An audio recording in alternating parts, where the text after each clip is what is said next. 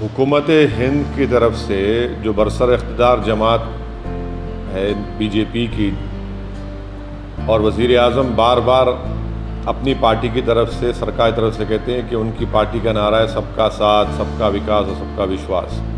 वो हमेशा से एक झूठ साबित हुआ है।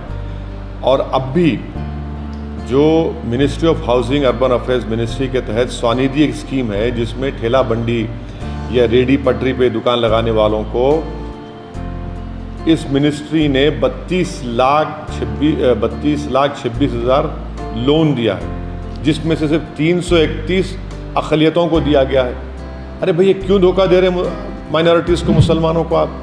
जबकि हुकूमत के खुद आंकड़े, डेटा ये बताता है 2009 और 10 का कि अर्बन एरियाज़ में, शहरी इलाक़ों में जो शेयर है मुसलमानों का सेल्फ एम्प्लॉयमेंट में, खुद रोज़गार में, वो 50% है।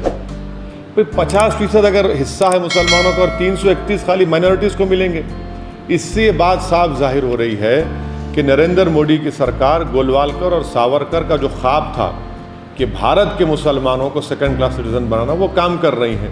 और जो बीजेपी का कोर वोटर है वो तो खुश होता है जब मुसलमानों से नाइंसाफ़ी होती है और उनको उनका हक नहीं मिलता। ये सिलसिला सिर्फ इस स्कीम तक नहीं है, बल्कि प्रधानमंत्री आवास योजना ग्रामीण में देख लीजिए मुसलमानों का शेयर कितना है। PMJB स्कीम देखिए, उसमें मुसलमानों का कोई रोल नहीं है।